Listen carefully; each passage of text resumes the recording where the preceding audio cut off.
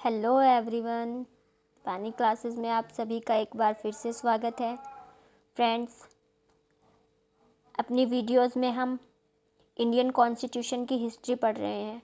कोई भी सब्जेक्ट पढ़ने से पहले हमें उसकी हिस्ट्री के बारे में पता होना चाहिए, क्योंकि जो नियम हमारे संविधान में लिखे गए हैं वो स्पष्ट रूप से तभी संविधान में आ सके हैं जब वे कभी ना कभी पहले इम्प्लीमेंट किए गए हों।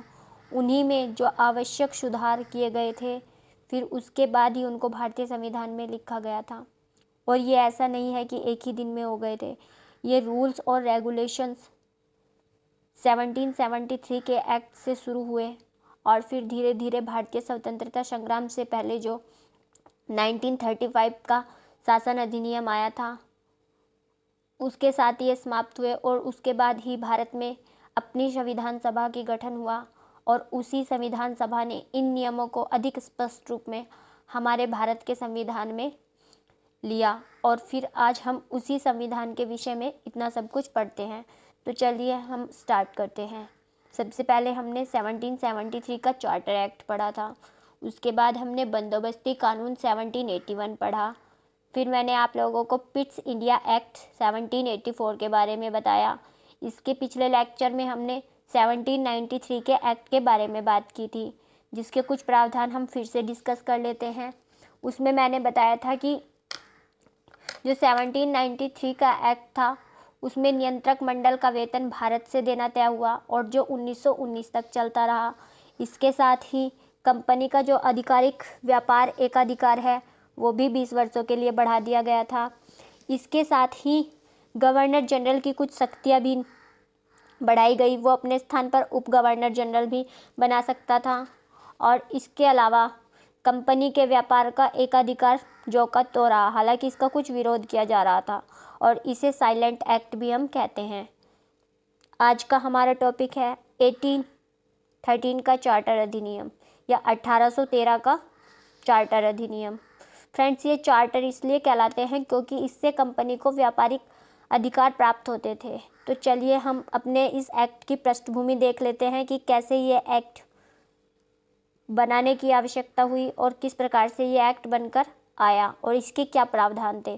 तो सबसे पहली जो ज़रूरत इस एक्ट को बनाने की हुई थी वो इसलिए हुई थी कि जो हमारे भारत से कच्चा माल ले जाकर ब्रिटेन में तैयार किया जाता था या फिर अन्य कंपनियां वहां की जो भी माल तैयार करती थी उसको वो यूरोप में बेचा करते थे, जो अपने आस पड़ोस के देश थे, जैसे फ्रांस।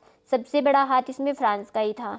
वहाँ पर जो फ्रांस में उस समय नेपोलियन बोनापार्टा का शासन था और उसने एक महाद्वीपीय सिद्धांत के अंतर्गत यूरोप में ब्रिटेन से आने वाली वस्तुओं पर प्रतिबंध लगा दिया था, यानी कि कोई व्यापार नहीं होगा, अर्थात बायकॉट इंग्लैंड, जैसे कि हम लोग आज कर रहे हैं। चाइना से आने वाली वस्तुओं को हम अपने यूज में नहीं लेना चाहते क्योंकि इससे हमारा भारत आत्मनिर्भरता से दूर जा रहा है, या हम आत्मनिर्भर बनने के लिए अब मोदी जी ने अपने प्लान्स भी चलाए हैं। तो जैसे वहाँ पर फ्रांस में इंग्लैंड से आई हुई वस्तुओं का बायकॉट किया जा रहा था और महाद्वीपीय सिद्धांत के कारण वहाँ पर नाकेबंदी कर दी गई, जिससे ब्रिटिश जो सामान था कंपनियाँ फ्रांस में बेचा करती थी उनका व्यापारिक संतुलन बिगड़ने लगा था। और जो ईस्ट इंडिया कंपनी थी उसको तो पूर्वी देशों के साथ व्यापार का एक अधिकार प्राप्त था, तो उस पर तो कोई फर्क ही नहीं पड़ रहा था। लेकिन जो वहाँ के अन्य व्यापारी थे वो तो परेशान हो रहे थे क्योंकि उनका व्यापार रुक गया था और वो अपनी सरकार से मांग कर रहे थे कि अब उन्हें भी पूर्वी देशों में व्यापार की छूट दे दी जानी चाहिए और जो कंपनी का व्यापारिक एकाधिकार है उसको समाप्त किया जाना चाहिए। इस एक्ट का सबसे प्रमुख प्रावधान यही था। और फिर कंपनी पर फिर से नियंत्रण करना भी आवश्यक हो गया था क्योंकि कंपनी पुनः घाटे की ओर जा रही थी, क्योंकि वेलेजली ने सहायक संधि से कंपनी के क्षेत्रों में तो विस्तार कर दिया था, लेकिन जो कंपनी के धन संबंधी नियम थे वो ढीले पड़ रहे थे और कंपनी को फिर से अपने खर्च के लिए सरकार की ओर झुकना पड़ रहा था। तो इसी कारण से इस एक्ट में फिर से कुछ नियंत्रण कंपनी पर लगाए गए थे। तो चलिए अब हम इन एक्ट के बारे में देख लेते हैं क्या कहते हैं ये एक्ट।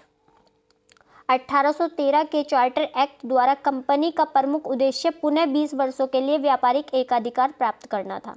ये तो था कंपनी का उद्देश्य, क्योंकि कंपनी को जो 1793 में अधिकार प्राप्त हुआ था वो खत्म हो गया था, तो पुनः कंपनी को इस चीज़ के लिए आवेदन करना था, परंतु यह संभव नहीं हो सका। और ये क्यों संभव नहीं हो सकता, ये मैंने आपको अभी अभी बतलाया है, क्योंकि जो फ्रांस में नेपोलियन था उसने ब्रिटिश कंपनीज को बायकॉट कर दिया था, वहाँ से उसने वहाँ पर नाकेबंदी कर दी थी। और इस अधिनियम द्वारा भारत के राजस्व से व्यय और नियम की पद्धति अपनाई गई, मतलब जो भारत से प्राप्त राजस्व है उसी से वहाँ पर व्यय किया जाएगा, और वहाँ पर कुछ जो संस्थाएं हैं, सरकारी जो कार्य है वो भी किए जाएंगे, क्योंकि जो वहाँ के भागीदार थे, जो कंपनी के प्रोप्राइटर्स थे, उनको एक निश्चित धनराशि लाभ के तौर पर सरकार ने देनी तय की। तो फिर कंपनी के व्यापारिक एकाधिकार का विरोध तो 1793 के समय ही शुरू हो चुका था। मैंने ये आपको पहले भी बताया था कि हालांकि कंपनी के बहुत से व्यापारी उसके पक्ष में थे, लेकिन वहाँ के लोग थे जो वो उसका विरोध कर रहे थे। फिर भी इस एक्ट को साइलेंटली पास कर दिया गया था। क्यों? क्योंकि जो ब्रिटेन सरकार थी वो फ्रांस के साथ युद्ध में व्यस्त थी, और इसी कारण से हम 1793 के एक्ट को साइलेंट एक्ट भी कहते हैं। तो देख लेते हैं कि इस एक्ट के आने के कौन कौन से प्रमुख कारण थे। कंपनी के व्यापारिक एकाधिकार के विरोध का प्रमुख कारण नेपोलियन का महाद्वीपीय सिद्धांत था, जिसे हम कॉन्टिनेंटल सिस्टम कहते हैं या कॉन्टिनेंटल थ्योरी भी कहते हैं। कभी कभी पेपर में पूछ लिया जाता है कि कॉन्टिनेंटल थ्योरी किससे संबंधित थी, तो ये नेपोलियन बोनापार्टा के महाद्वीपीय सिद्धांत से संबंधित थी, या फिर इंग्लैंड के सामानों के बहिष्कार करने से संबंधित थी। ये कब हुआ था? ये 1808 में फ्रांस के शासक नेपोलियन बोनापार्टा, फ्रेंड्स ये वही नेपोलियन बोनापार्टा है जिसने हैदर अली को हेल्प का प्रॉमिस भी किया था। हालांकि वो हेल्प कर नहीं पाया था, और यहीं के एक जैकोबिन क्लब का सदस्य हैदर अली था। हैदर अली, इसे आप मॉडर्न हिस्ट्री के सीरीज में पढ़ेंगे। जब मॉडर्न हिस्ट्री को विस्तार से पढ़ाया जाएगा तब इसके बारे में हम विस्तार से बात करेंगे। तो जो 1808 में फ्रांस के शासक नेपोलियन बोनापार्टा ने ब्रिटिश व्यापार के लिए यूरोपीय महाद्वीप में नाकेबंदी कर दी थी, उसने यानी कि ब्रिटिश व्यापार पर रोक लगा दी थी। इसलिए ब्रिटेन की व्यापारिक इकाइयों का व्यापारिक संतुलन बिगड़ने लगा। वहाँ की जो व्यापारिक इकाइयाँ थी उनका व्यापार बंद हो गया, तो उनका जो कार्य था वो मंद पड़ने लगा। इससे अन्य व्यापारियों ने भी ब्रिटिश संसद में पूर्वी देशों के व्यापार की मांग की, क्योंकि कहीं ना कहीं जाकर तो अपना व्यापार उनको करना पड़ेगा, अदरवाइज उनके जो उद्योग धंधे हैं वो बंद हो जाएंगे, और जो देश है उसमें एक हलचल अलग गरीबी की स्थिति मच जाएगी, या फिर जो लोग हैं वो परेशान हो जाएंगे। जब काम नहीं होगा तो क्या खाएंगे और क्या करेंगे। तो इसलिए अन्य व्यापारी भी ब्रिटिश संसद में पूर्वी देशों से व्यापार की मांग करने लगे।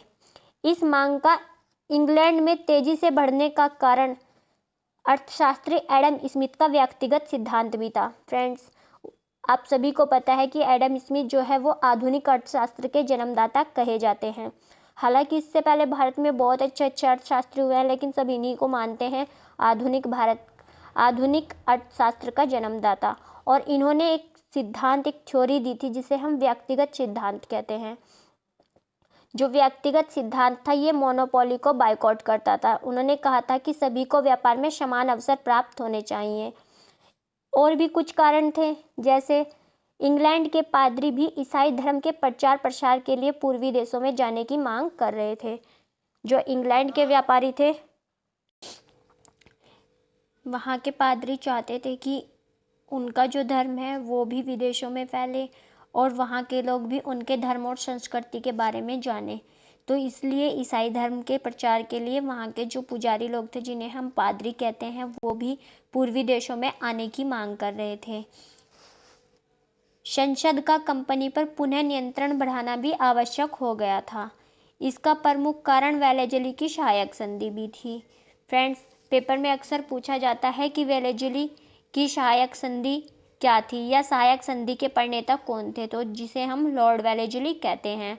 वेलेजली की सहायक संधि की नीति से पुनः कंपनी का राजनीतिक विस्तार तो बहुत हो चुका था, यानी कि कंपनी के अधीन जो क्षेत्र था वो तो लगातार बढ़ रहा था, लेकिन जो कंपनी थी वो फिर से कर्ज में डूब चुकी थी, और कंपनी फिर से जो है व्यापारिक संस्था न बनकर राजनीतिक संस्था बनने की कोशिश कर रही थी और कंपनी अपना क्षेत्र लगातार बढ़ाती जा रही थी। इसके लिए ब्रिटिश सरकार ने 1808 में एक जांच समिति बनाई और इस समिति ने 5 वर्षों में 5 रिपोर्ट अपनी प्रस्तुत की। 1808 से 1813 तक उसने जो 5 रिपोर्टें प्रस्तुत की, उनमें जो अंतिम रूप से 5वीं रिपोर्ट आई थी, उसी को 1813 के शासन अधिनियम में शामिल किया गया था और उसमें जो प्रावधान हुए वही प्रावधान संशोधित करके या जो कि तो 1813 के चार्टर अधिनियम में शामिल किए गए थे। तो चलिए हम 1813 के चार्टर एक्ट के प्रावधान देख लेते हैं क्या क्या थे। इस एक्ट के माध्यम से कंपनी को व्यापारिक अधिकार पुनः 20 वर्षों के लिए बढ़ा दिया गया। फ्रेंड्स, यहाँ पर एक चीज़ आप नोटिस करेंगे, व्यापारिक अधिकार। इसके पहले हम कहा करते थे व्यापारिक एकाधिकार, यानी कि अब कंपनी का व्यापारिक एकाधिकार खत्म कर दिया गया है। परंतु अब ब्रिटेन के अन्य व्यापारी व कंपनी भी पूर्वी देशों भारत से व्यापार कर सकते थे, यानी कि ब्रिटिश सरकार ने कह दिया था कि जो अन्य व्यापारी हैं वो भी भारत में व्यापार के लिए जा सकते हैं। अब ब्रिटेन का कोई भी व्यक्ति या इंजीनियर भारत में व्यापार करने या अस्थायी रूप से बसने के लिए भी आ सकता है, यानी कि जो वहाँ के निवासी हैं भारत में स्थायी रूप से बस भी सकते हैं। परंतु इसके लिए BOD यानी कि बोर्ड ऑफ डायरेक्टर या BOC बोर्ड ऑफ कंट्रोल से लाइसेंस लेना अनिवार्य था, यानी कि उनको सब पहले लाइसेंस के लिए बोर्ड ऑफ डायरेक्टर्स के पास जाना पड़ेगा। अगर बोर्ड ऑफ डायरेक्टर्स अनुमति नहीं देते हैं तो फिर वो बोर्ड ऑफ कंट्रोल से भी अनुमति ले सकते हैं। परंतु कंपनी की आर्थिक स्थिति और खराब न हो जाए, कंपनी पहले से ही घाटे में चल रही थी और वेलेज़ली ने सहायक संधि के विस्तार से कंपनी की आर्थिक स्थिति और ख़राब कर दी थी, क्योंकि कंपनी का राजनीतिक क्षेत्र तो बढ़ गया था लेकिन उसका व्यापारिक जो ध्यान था वो केंद्रित नहीं हो पा रहा था। तो इस कारण से कंपनी की आर्थिक स्थिति और ख़राब न हो जाए, ऐसे प्रोप्राइटर्स ने वहाँ की संसद में कहा कि ऐसे तो हमारी स्थिति और ख़राब हो जाएगी। तो प्रोप्राइटर्स और डायरेक्टर्स की बात को मानते हुए वहाँ की सरकार ने जो चाय और चीन के साथ व्यापार था, जो चीन देश है हमारा, ये भी अंग्रेज़ों की टेरिटरी हुआ करता था, तो इसके साथ ईस्ट इंडिया कंपनी का व्यापार में एकाधिकार रहा, जिसको 1833 के एक्ट में ख़त्म किया जाएगा। यानी कि कंपनी का भारत में व्यापारिक एकाधिकार तो समाप्त कर दिया गया, परंतु चाय और चीन के साथ व्यापार में एकाधिकार रहा। इसके साथ ही जो कंपनी के भागीदार थे, जिन्हें हम प्रोप्राइटर्स के नाम से जानते हैं, उनको भारत से केवल 10.5% लाभांश देने की व्यवस्था की गई। इससे पहले जैसा कंपनी को लाभ होता था उसी के अकॉर्डिंग उनको लाभांश दिया जाता था, लेकिन अब कंपनी को ज़्यादा लाभ हो चाहे कम लाभ हो, उनको 10.5% लाभांश ही दिया जाएगा। नियंत्रक बोर्ड BOC की शक्तियों यानी कि बोर्ड ऑफ कंट्रोल की शक्तियों को और अधिक बढ़ाया गया तथा बोर्ड ऑफ कंट्रोल की शक्तियों को विस्तृत रूप से परिभाषित किया गया। ईसाई मिशनरियों को धर्म के प्रसार के लिए भारत में आने की अनुमति मिल गई और इसके साथ ही पाश्चात्य सभ्यता भी भारत में आई। इसके साथ ही प्रतिवर्ष शिक्षा पर 1 लाख रुपए खर्च करने की अनुमति मिली। फ्रेंड्स, हम लोग सब कह देते हैं कि 1813 के एक्ट से 1 लाख रुपए शिक्षा पर खर्च करने की अनुमति मिल गई, तो क्या आपको लगता है उन्होंने वो भारतीयों की शिक्षा के लिए खर्च किए होंगे? नहीं, वो जो 1 लाख रुपए मिले थे ना, वो ईसाई मिशनरियों ने जो शिक्षा भारत में फैलाई और जो उन्होंने प्रचार प्रसार किया उसमें खर्च किए गए।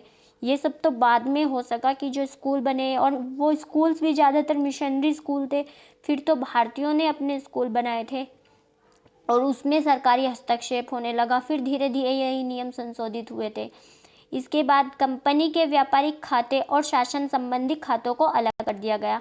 इसके पहले जो कंपनी के व्यापारिक खाते थे और जो उसके राजस्व संबंधी खाते थे वो एक ही जगह पर होते थे, लेकिन इसके द्वारा जो कंपनी के व्यापारिक खाते हैं और शासन संबंधी खाते हैं उनको अलग अलग कर दिया गया और बोर्ड ऑफ कंट्रोल की शक्तियों को बढ़ाया गया इसमें कि वो उनकी अधिक से अधिक अच्छे से जांच कर सके।